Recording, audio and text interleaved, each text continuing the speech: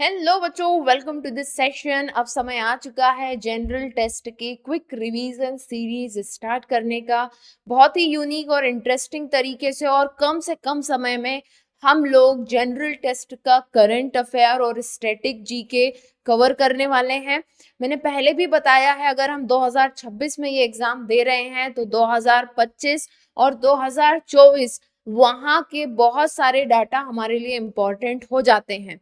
Okay, तो इन सभी चीजों को मैं इसमें कवर करने वाली हूँ। इसके पहले भी मैंने एक 15 लेक्चर्स की सीरीज की थी, जहां पर मैंने बहुत डिटेल में आपको सारी चीजें बताई थी। हर एक टॉपिक को, अगर नोबेल प्राइज पढ़ रहे हैं हम तो वो डिटेल में पढ़ा था। अभी हम जो स्टार्ट करने वाले हैं वो नए टॉपिक्स होंगे और क्विक रिवीजन फॉर्मेट में होंगे। बात बच्चों ये है कि अब समय आ चुका है मेहनत करने का। और देखिए, आप लोगों के पास हो सकता है बहुत सारे एक्सक्यूज हो, पर बहुत से बच्चे आप जिस स्थिति में होंगे उससे भी बुरी स्थिति में रह करके पढ़ रहे हैं और कोशिश कर रहे हैं कि वो एक अच्छी रैंक इस एग्जाम में सिक्योर कर लें। तो कोई बहानेबाजी नहीं, प्योर तैयारी की तरफ अब बढ़ चलो। ऐसा है वैसा है, इन सब बातों से कोई मतलब नहीं है। कोई इंस्टीट्यूशन आपकी समस्या सुनने के लिए नहीं बैठा है। They will only look at your score card, ठीक है ना। और आपने कितनी जगहों से पढ़ लिया उससे भी उन्हें कोई लेना देना नहीं है, ठीक है। प्योर मेहनत करने का समय आ चुका है। और एक चीज याद रखना, एक बहुत अच्छी लाइन है कि मंजिल का मुकद्दर से कोई वास्ता नहीं होता और मेहनत के सिवा कोई रास्ता नहीं होता। तो एक ही रास्ता है जिससे मंजिल मिलेगी, वो है मेहनत करना। मुकद्दर, किस्मत, सिचुएशन, ये सब फालतू बातें हैं, ठीक है। तो चलो चलते हैं आगे और स्टार्ट करते हैं अपने इस सेशन को। यहाँ पर दो टॉपिक्स, जैसा कि आपने देख भी लिया होगा, शो हो रहे होंगे स्क्रीन पर। वैश्विक सूचकांक। वैश्विक सूचकांक क्या होते हैं? ये वो रैंकिंग्स होती हैं कि भाई इंडिया ने क्या रैंक हासिल करी। जैसे एशिया पावर है ना, एशिया पावर इंडेक्स। एशिया में इंडिया की क्या रैंकिंग है, कौन से नंबर पर पावरफुल कंट्री है इंडिया, है ना। ऐसे ही हम बात करें यहाँ पर वर्ल्ड हैप्पीनेस इंडेक्स। दुनिया में इतनी सारी कंट्री है, उसमें से सबसे ज्यादा हैप्पी, सबसे खुश कंट्री कौन सी है, सो उस पर हम लोग बात करेंगे। ये जो डाटा है इस पर बाद में आएंगे। जैसे मैंने कहा कि मैं टेबुलर फॉर्म में फटाफट आपको सारी चीजें समझाने की कोशिश करूंगी। ये सारी चीजें आपको टेलीग्राम चैनल पर मिलेंगी, तो टेलीग्राम चैनल और व्हाट्सएप चैनल को जरूर ज्वाइन कर लीजिएगा। मैं हमेशा रिक्वेस्ट करती हूँ, क्योंकि सारी अपडेट्स वहीं पर मिलेंगी आपको यूट्यूब से पहले। चलो तो स्टार्ट करते हैं। सबसे पहले इस टेबल को देखो। यहाँ पर ये जो टेबल दी हुई है ये इंडिया ग्लोबल रैंकिंग, मतलब कि पूरे ग्लोब में इंडिया किस नंबर पर है। अब किस चीज में किस नंबर पर है, आप सभी लोग जानते हैं कि अलग अलग तरह की वैश्विक ग्लोबल रिपोर्ट्स आती हैं, उसमें कंट्रीज को अलग अलग रैंकिंग दी जाती है उनकी काबिलियत को देखते हुए, कुछ पैरामीटर्स को देखते हुए, राइट। तो आज हम लोग बात करने वाले हैं कि अलग अलग रिपोर्ट्स में या अलग अलग एरियाज में इंडिया की क्या रैंकिंग है। उसी को हम कह रहे हैं इंडिया ग्लोबल रैंकिंग। एंड विभिन्न वैश्विक सूचकांकों में भारत की रैंकिंग 2025 से 26 दोनों इसमें मैंने इंक्लूड कर लिया है, फरवरी तक का, ठीक है। सो सबसे पहला है, यहाँ पर देख लो, इस टेबल को समझ लो। यहाँ पर सूचकांक मतलब इंडेक्स का नाम रहेगा, यहाँ पर इंडिया की रैंकिंग है। फिर टॉप परफॉर्मर, देखो एग्जाम में ये भी पूछा जाता है, या तो इंडिया की रैंकिंग पूछी जाएगी या किसने टॉप किया ये पूछा जाएगा। पीछे वाले को तो कोई नहीं पूछता है, ठीक है। और क्यों ये रैंकिंग दी जाती है इसके बारे में है, ठीक है। तो सारे इंपॉर्टेंट फैक्ट इसमें आ जाएंगे। सबसे पहले है एशिया पावर इंडेक्स 2026। ये एशिया पावर इंडेक्स क्या है, देखियो ये क्या है कि जो अपना एशिया पैसिफिक, ठीक है, एशिया पैसिफिक जो रीजन है, ओके, वहां पर आते हैं 27 कंट्रीज, 27 देश उसमें आते हैं। तो 27 देशों में कौन ज्यादा पावरफुल है उसकी रैंकिंग दी गई है। किसके लिए दी गई है? 27 देशों के लिए ये रैंकिंग दी गई है। कौन से रीजन में? इंडो पैसिफिक रीजन के लिए, इंडो पैसिफिक रीजन के लिए। तो तीसरे नंबर पर इंडिया की रैंकिंग है इंडो पैसिफिक रीजन के 27 देशों में से इंडिया तीसरे नंबर पर है, और उसी में 27 देशों में यूएसए भी आता है और चाइना भी आता है। तो यूएसए पहले नंबर पर है और चाइना दूसरे नंबर पर है, ठीक है, और तीसरे नंबर पर हम हैं 27 देशों में से, ठीक है। इट शोज दैट कि हम तीसरे नंबर पर सबसे ज्यादा पावरफुल हैं इन इंडो पैसिफिक रीजन, ठीक है। समुद्र के इंडो पैसिफिक रीजन में हम सबसे ज्यादा पावरफुल है, तीसरे नंबर पर, सबसे ज्यादा नहीं, तीसरे नंबर पर, ठीक है। फिर है global fire power index. Global fire power index आप समझ रहे हो, जो हमारी मिलिट्री है ना, किसकी सेना ज्यादा ताकतवर है, उसके लिए है ये ग्लोबल फायर पावर इंडेक्स।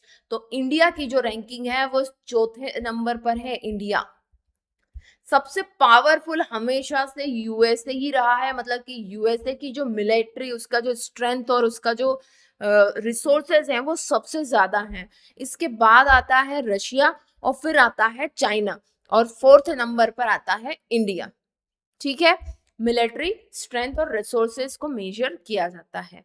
फिर है ग्लोबल यूनिकॉर्न इंडेक्स। यूनिकॉर्न समझते हो, एक किसी ने अपनी कंपनी खोली और बहुत जल्द वो बड़ी हो गई हो, है ना, स्टार्टअप जैसे खोलते हैं और वैश्विक स्तर पर वो काम करने लग जाए तो उन्हें यूनिकॉर्न कहा जाता है कि भाई इन्होंने कुछ अलग ही कर दिया, ठीक है। सो ग्लोबल यूनिकॉर्न इंडेक्स, हमारे यहाँ ऐसे कितने बिजनेसेस बन रहे हैं, जस्ट सेकंड, कि ऐसे कितने बिजनेसेस बन रहे हैं जो यूनिक हैं और जो ग्लोबली लोगों तक पहुंच रहे हैं।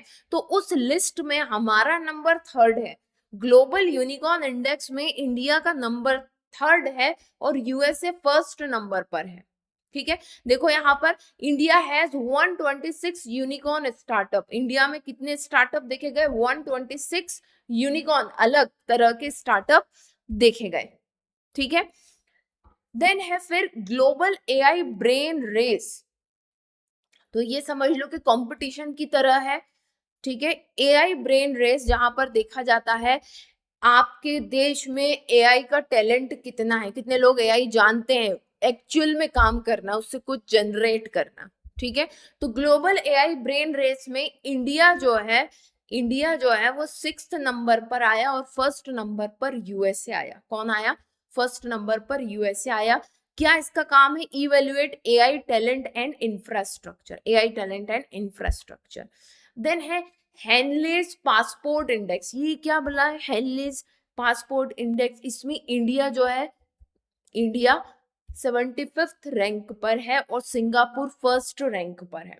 देखो अब यहाँ पर एक बात समझो कि किसी भी देश में, दूसरे देश में जब हम घूमने के लिए जाते हैं या काम के लिए या पढ़ाई के लिए, तो जाने से पहले हमें पहली चीज तो पासपोर्ट बनवाना पड़ता है, दूसरी चीज वीजा उस देश में जाने के लिए हमें परमिशन चाहिए होती है। वो देश हमें परमिशन देता है कि हाँ आप हमारे यहाँ आ सकते हो, उसको कहते हैं वीजा। उसको क्या कहते हैं? वीजा, ठीक है। तो दुनिया के सभी पासपोर्ट की एक मूल और आधारित रैंकिंग है जो यह ये बताती है कि किस देश के नागरिक बिना पूर्व वीजा के कितने देशों की यात्रा कर सकते हैं। तो जाने से पहले ही आपको वीजा लेना पड़ता है, ठीक है। पर अगर आपकी कंट्री का नाम इस लिस्ट में है और अच्छी रैंकिंग पर है, उसका मतलब ये है कि बिना वीजा लिए डायरेक्ट आप उस कंट्री में जा सकते हो और ऑन द स्पॉट या तो वीजा फ्री वहां ट्रेवल कर सकते हो या ऑन अराइवल आप वीजा ले सकते हो। समझ में आ रही है मेरी बात? ठीक है। तो हमारी कंट्री का जो पासपोर्ट है वो 75th नंबर पर आ चुका है, पहले 85th पर था। मतलब कि हमारी दोस्ती जैसे बढ़ती जा रही है दूसरे देशों से, ऐसा मान लेते हैं। एक्चुअल क्या है वो तो बात की बात है, ठीक है। तो हमें वो एंट्री दे रहे हैं कि भाई भारतीयों पर हमें विश्वास है, आप या तो वीजा फ्री आओ या यहीं आकर के वीजा ले लेना, पहले अप्रूवल की जरूरत नहीं है। दैट इज हेनलीज पासपोर्ट इंडेक्स, ये बताता है, ठीक है। समझ में आई बात? नाउ करप्शन परसेप्शन इंडेक्स, भ्रष्टाचार धारणा सूचकांक, बहुत बढ़िया। तो यहाँ पर इंडिया की जो रैंकिंग है वो 91st, मतलब कि 91 नंबर पर है और डेनमार्क फर्स्ट नंबर पर है। तो भ्रष्टाचार की धारणा के आधार पर 182 देशों को स्थान दिया जाता है। 182 देशों की रैंकिंग डिसाइड की जाती है जहां अगर जीरो रैंकिंग, अगर किसी के नंबर जीरो आए हैं मतलब वहां बहुत ज्यादा भ्रष्टाचार है, और किसी को अगर 100 नंबर आ गए हैं तो वो देश भ्रष्टाचार मुक्त है। इंडिया को कितने नंबर आए? इंडिया को आए हैं 100 में से 39 नंबर। अब देख लो, पासिंग मार्क्स पर है हम लोग। किस पर है? पासिंग मार्क्स पर है। ठीक है, तो है, ये समझ गए आप। भ्रष्टाचार धारणा सूचकांक में अपना नंबर 91वां है। ठीक है, करप्शन परसेप्शन इंडेक्स, कहाँ कितना करप्शन है, अपने यहाँ तो ज्यादा है इसलिए 39 आए हैं। ठीक है, चलो, वर्ल्ड हैप्पीनेस इंडेक्स, कौन सी कंट्री कितनी खुश है? हमारा नंबर तो 118वें पर है। ठीक है, फिनलैंड फर्स्ट नंबर पर है, और फिनलैंड क्योंकि एक छोटी कंट्री है, कम लोग है, ज्यादा जगह है, तो लोग खुश रहते हैं।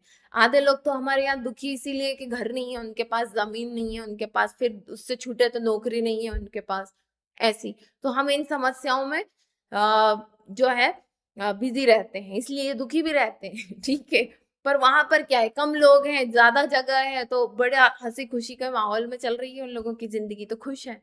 ठीक है, तो India climb from 126 last year, पिछले साल अपना 126 नंबर था, अभी हम ज्यादा खुश हो गए, हम 118वें रैंक पर आ चुके हैं। किसमें? वर्ल्ड हैप्पीनेस इंडेक्स में। ठीक है, फिर है ग्लोबल टेररिज्म इंडेक्स, वैश्विक आतंकवाद सूचकांक, वहां पर हमारा नंबर जो है 14वां नंबर है, और फर्स्ट नंबर पर है कौन? बुर्किना फासो, यहाँ पर सबसे ज्यादा टेररिज्म है, अपने यहाँ 14वें नंबर पर है अपन। ठीक है, फिर है प्रेस फ्रीडम, पत्रकारिता को कितनी आजादी दी जा रही है, प्रेस फ्रीडम इंडेक्स 159वां नंबर, नॉर्वे सबसे पहले नंबर पर है, बिल्कुल आजाद पत्रकारिता वहां पर है, अपन तो बहुत पीछे हैं उस हिसाब से। ठीक है, सो के भी बाहर कहीं पीछे लुढ़के हुए गिरे हुए हैं हम लोग। ठीक, यह सूचकांक मीडिया की स्वतंत्रता का एक प्रमुख संकेत है, जो पत्रकार सुरक्षा के साथ साथ राजनीतिक, कानूनिक, आर्थिक और सामाजिक बाधाओं का मूल्यांकन करता है। ठीक है, एक इंपॉर्टेंट चीज ये है कि आपको ध्यान रखना है कि ये कौन इशू करता है? रिपोर्टर्स विदाउट बॉर्डर्स, ये इस रिपोर्ट को इशू करते हैं। ठीक है, और लास्ट इसमें जो है वो है climate change performance index, CCPI, नाम याद रखना, फुल फॉर्म पूछा जा सकता है, जलवायु परिवर्तन प्रदर्शन सूचकांक। देखो क्या है कि सभी लोग कह रहे हैं ना कि भाई जलवायु को हमें बचाना है।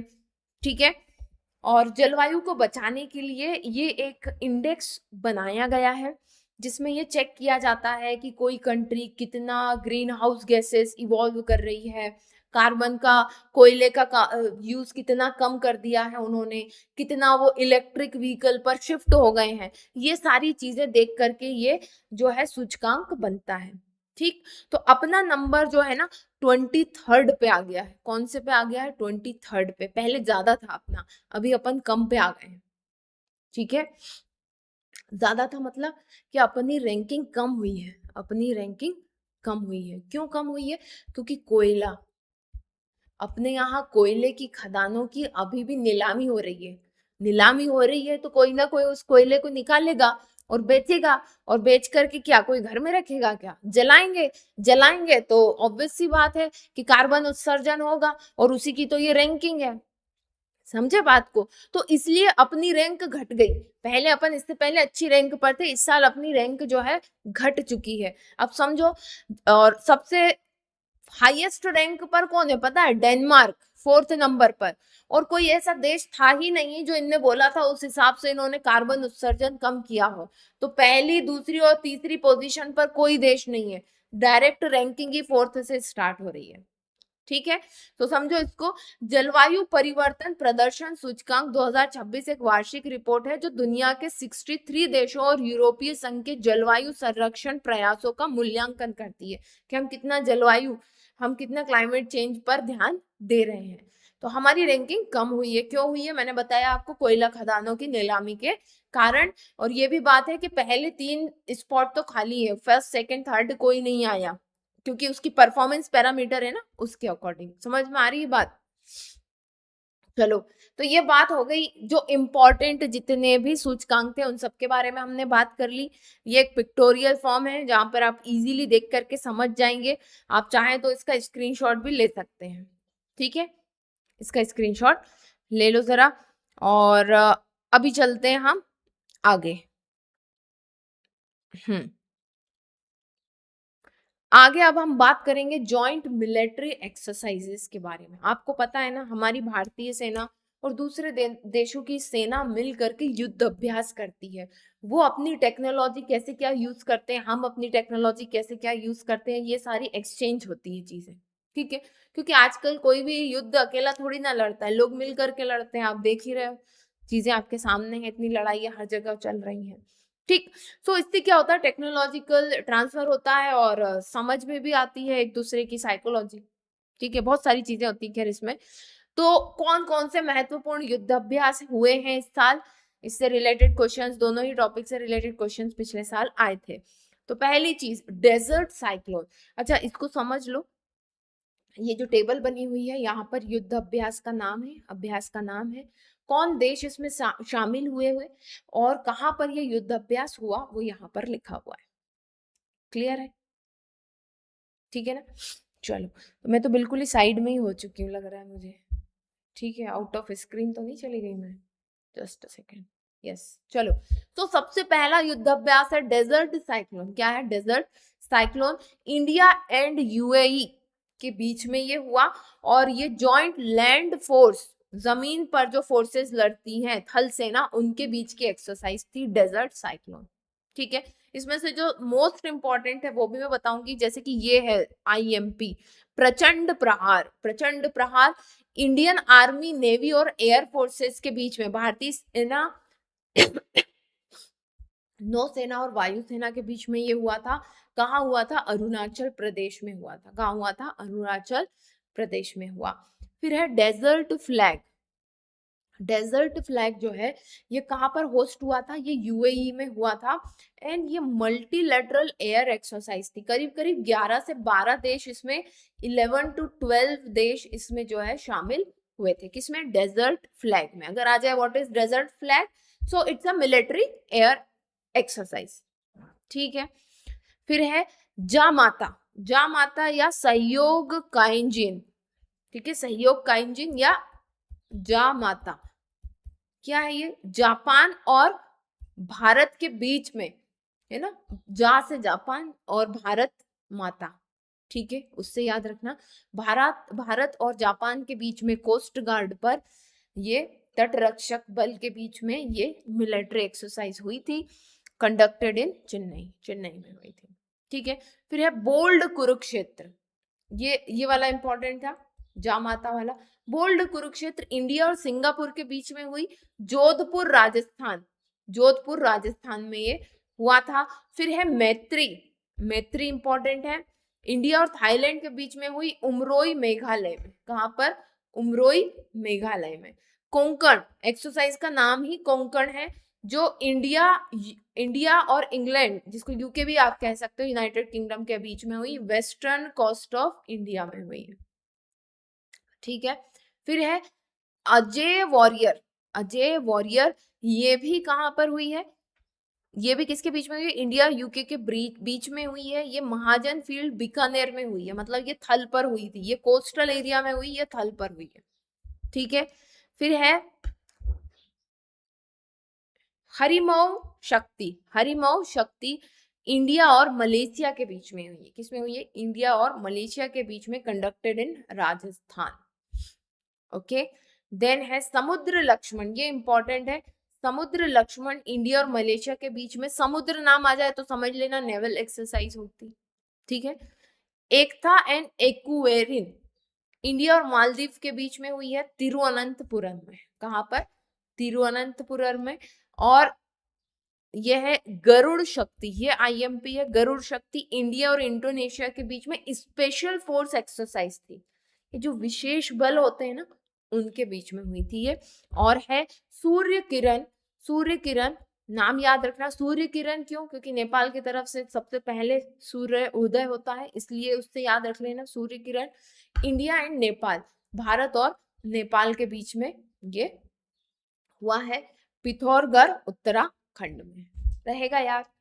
तो देखो ये बहुत ही इंपॉर्टेंट पॉइंट थे एंड आई होप कि आप सभी को ये याद रहे होंगे। आईएमपी मैंने उसमें भी आईएमपी आपको बता दिए, ठीक है ना। कुछ यूनिक नाम जो होते हैं ना उससे अक्सर चीजें पूछी जाती हैं, ठीक, और वो भी अपने इंडियन ओरिजिन के हो तो वो और ज्यादा इंपॉर्टेंट हो जाते हैं।